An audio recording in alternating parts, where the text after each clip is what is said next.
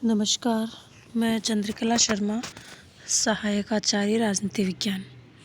आज हम मार्क्सवादी विचारधारा के प्रणेता मार्क्स का अतिरिक्त मूल्य के सिद्धांत का विवेचन करेंगे।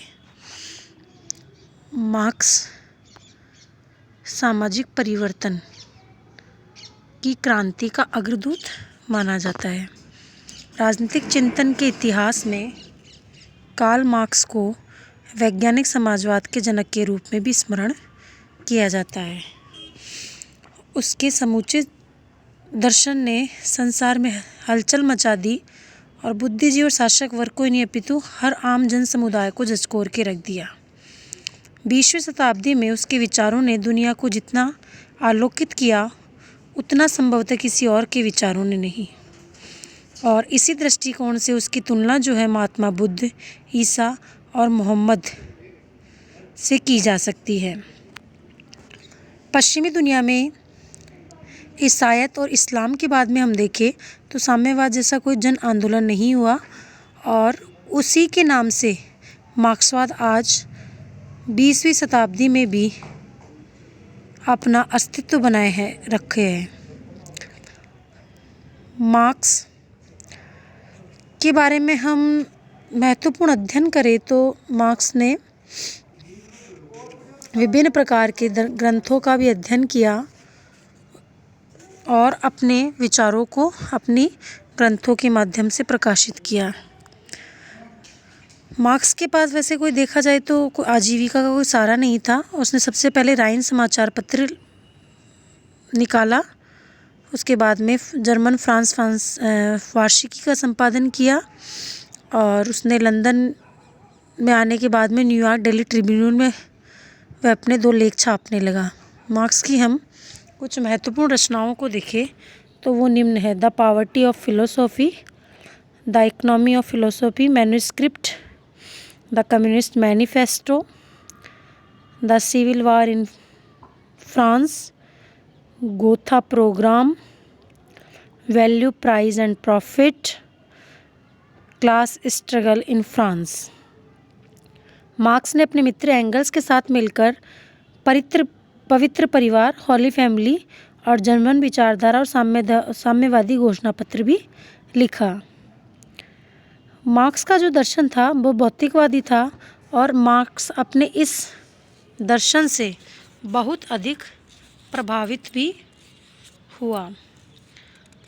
मार्क्स ने अपने समय में विभिन्न अपने सिद्धांत प्रस्तुत किए, जिनमें मार्क्स का वर्ग संघर्ष का सिद्धांत, द्वंद्वात्मक भौतिकवाद का सिद्धांत,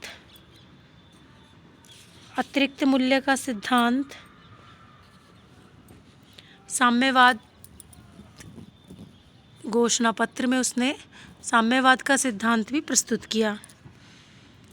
जैसा कि हम जानते हैं कि मार्क्स जो है मजदूर वर्ग का हितैषी था और वह पूंजीवादी अर्थव्यवस्था का गहन विश्लेषण कर चुका था और उसने अपने विचारों में यह सिद्ध भी कर दिया था कि ये जो व्यवस्था है वह शोषण पर आधारित है। मार्क्स का अतिरिक्त मूल्य का सिद्धांत ही वह सिद्धांत है जिसके द्वारा वह सिद्ध करने का प्रयत्न करता है कि पूंजीपति श्रमिकों का शोषण करते हैं। इस सिद्धांत का प्रतिपादन मार्क्स ने अपनी महत्वपूर्ण ग्रंथ दास कैपिटल में किया। मार्क्स का यह सिद्धांत मूल्य के श्रम सिद्धांत पर आधारित है। इस सिद्धांत के अनुसार अंत में किसी भी वस्तु का विनिमय मूल्य उसके उत्पादन में लगाए गए सामाजिक दृष्टि से लाभदायक श्रम की मात्रा पर निर्भर करता है। मार्क्स ने अपने अतिरिक्त मूल्य के सिद्धांत का प्रतिपादन करते हुए 2 प्रकार के मूल्यों की विवेचना की: उपयोगिता मूल्य और विनिमय मूल्य। मार्क्स ने उपयोगिता मूल्य और विनिमय मूल्य दोनों के मध्य अंतर किया। उपयोगिता का अर्थ है मनुष्य की इच्छा पूरी करना, अर्थात जो वस्तुएं मनुष्य की इच्छा पूरी करती है वो उसके लिए उपयोगी है और जो वस्तुएं उसकी इच्छा को पूरी नहीं करती वह मनुष्य के लिए अनुपयोगी है। इसी के आधार पर उसने अपने उपयोगिता मूल्य को स्पष्ट किया। दूसरा मूल्य मार्क्स ने विनिमय मूल्य को बताया। मूल्य का दूसरा आधार विनिमय है जिसे उसने विनिमय मूल्य कहा। विनिमय मूल्य से तात्पर्य है कि किसी व्यक्ति को वस्तु के बदले में क्या प्राप्त होता है। अर्थात विनिमय मूल्य वह अनुपात है जिसके द्वारा वस्तुओं के बदले विनिमय हो सके। उपयोगिता की वस्तु है, बिना किसी वस्तु का मूल्य भी नहीं हो सकता और हर उपयोगी वस्तु का विनिमय मूल्य होना आवश्यक भी नहीं है।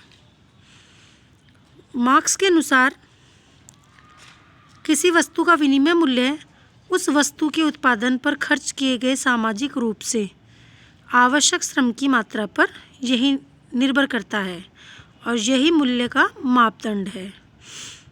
जैसे मार्क्स ने एक उदाहरण के द्वारा इसे स्पष्ट किया कि यदि 5 मन गेहूं का विनिमय मूल्य 10 गज कपड़ा है तो उसका कारण है कि 5 मन गेहूं पैदा करने में उतना ही श्रम लगता है जितना 10 गज कपड़ा उत्पन्न करने में। अर्थात किसी वस्तु का मूल्य उसमें लगाए गए श्रम के आधार पर निश्चित होता है। मार्क्स के अनुसार प्रत्येक वस्तु का वास्तविक मूल्य वह श्रम है जो इसे मानव उपयोगी बनाने के लिए उस पर व्यय करता है और वही विनिमय मूल्य पैदा करता है। अर्थात मार्क्स ने स्पष्ट कर दिया कि वस्तुओं का विनिमय मूल्य उसकी उपयोगिता पर निर्भर नहीं करता बल्कि उस पर उसके उत्पादन में लगाए गए श्रम की मात्रा पर निर्भर करता है। अब मार्क्स ने अतिरिक्त मूल्य की परिभाषा दी। मार्क्स के अनुसार पूंजीवादी व्यवस्था में मजदूर अपनी श्रम शक्ति को बेचता है और मजदूरी प्राप्त करता है, लेकिन मजदूर को जितनी मजदूरी मिलती है उससे ज़्यादा वह श्रम करता है और अधिक उत्पादन करता है। मार्क्स के अनुसार हर वस्तु का विनिमय मूल्य उस पर लगे मानव श्रम के बराबर होता है। अर्थात मार्क्स के अनुसार अतिरिक्त मूल्य उन दो मूल्यों का अंतर है जिसे एक श्रमिक पैदा करता है और जिसे वह वास्तव में पाता है। मार्क्स ने अनुसार ये अतिरिक्त मूल्य जो है श्रमिकों को मिलना चाहिए, किंतु कारखाना मालिक उस श्रम की चोरी करता है और यही चोरी उस पूंजीपति का लाभ होता है। अर्थात मार्क्स के अनुसार विनिमय मूल्य वास्तव और उपभोग मूल्यों का जो अंतर है वही अतिरिक्त मूल्य है। अब मार्क्स के इस सिद्धांत को हम देखें तो इसमें विभिन्न प्रकार की आलोचनाएं भी हमें देखने को मिलती है। सबसे पहले आलोचना उसकी ये थी कि श्रम उत्पादन मूल्य का एकमात्र स्रोत नहीं है।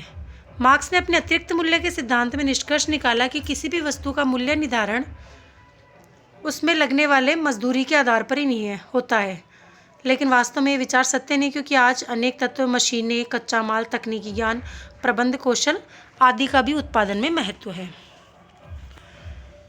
मार्क्स के अतिरिक्त मूल्य को पूंजीपतियों का लाभ मानता है और पूंजीपति जो है वस्तु के उत्पादन में श्रमिकों के अतिरिक्त बहुत सी बातों को पर भी धनराशि व्यय करनी होती है। श्रमिकों की बीमारी पे, ब्याज पे, मशीनों की घिसावट आदि कुछ ऐसे कारण हैं जिसे मार्क्स ने छोड़ दिया है। मार्क्स का यह सिद्धांत विरोधाभासी सिद्धांत भी है। मार्क्स ने इस सिद्धांत में अनेक विरोधाभास भी पाए गए। एक तो कहता है कि वह पूंजीपति अतिरिक्त मूल्य बढ़ाने के लिए अधिकाधिक नई मशीनें लगाते हैं और दूसरी तरफ वह यह भी कहता है कि स्थायी पूंजी, मशीनों, कच्चे माल आदि से कोई अतिरिक्त मूल्य नहीं मिलता। अगली जो आलोचना की गई वह है कि मार्क्स जो है मानसिक श्रम की उपेक्षा करता है। मार्क्स के सिद्धांत में ऐसा प्रतीत होता है कि उसने शारीरिक श्रम को श्रम माना है लेकिन मानसिक श्रम की उपेक्षा की है। वस्तुतः तकनीकी ज्ञान, प्रबंध पटुता और व्यावसायिक कुशलता वस्तुओं के निर्माण के लिए होती है और उसने अपने सिद्धांत में समस्त चीज़ों को छोड़ दिया। फिर भी हम देखें तो मार्क्स के इस अतिरिक्त मूल्य के सिद्धांत का एक विशिष्ट महत्व है। अतिरिक्त मूल्य के सिद्धांत ने पूंजीवादी आर्थिक प्रणाली और उत्पादन व्यवस्था में छिपे शोषण, जुल्म और अत्याचार को मार्क्स ने पहली बार वैज्ञानिक आधार पर स्पष्ट करते हुए समाजवादी अर्थव्यवस्था का समर्थन किया। चाहे मार्क्स का अतिरिक्त मूल्य का सिद्धांत पूर्णतः सत्य न हो, परंतु इस बात से भी इनकार नहीं किया जा सकता कि पूंजीपतियों ने श्रमिकों की मेहनत पर ही अपनी विलासिता को खड़ा किया है। मार्क्स का सिद्धांत आज वर्तमान समय में अमान्य हो गया है, लेकिन एक शोषण के सिद्धांत के रूप में आज भी यह उतना ही सही है जितना कि मार्क्स के समय में था। लेनिन ने मार्क्स के सिद्धांत का समर्थन किया है। एडम स्मिथ और डेविड रिकार्डो ने आर्थिक व्यवस्था के संदर्भ में मार्क्स के सिद्धांत के आधार पर ही मूल्य के श्रम सिद्धांत की नींव को रखा और पाश्चात्य राजनीतिक चिंतन के इतिहास में एक नवीन विचारधारा का प्रादुर्भाव हुआ।